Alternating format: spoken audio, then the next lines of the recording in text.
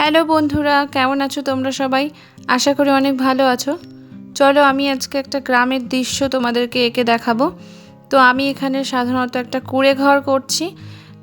খুব সহজেই আমি 3টে দাগ টেনে তারপর এখানে ভি ভি ডিজাইন করে এই খড়ের ছাউনিটা আর কি করে নিলাম। তারপর এখানে ঘাস করছি নিচে 2টো দাগ দিয়ে। তারপর দেখো আমি এখানে দরজা জানলা করছি। এইভাবে কিন্তু তোমরা অবশ্যই বাড়িতে প্র্যাকটিস করতে পারো। যারা প্রথম আঁকা মনে করছো করবে, তারা কিন্তু অবশ্যই এই ধরনের জিনিস দিয়ে শুরু করো। এই ধরনের সিনারিগুলো তোমাদের জন্য একদম পারফেক্ট, আর ছোটদের জন্য তো অবশ্যই খুবই ভালো।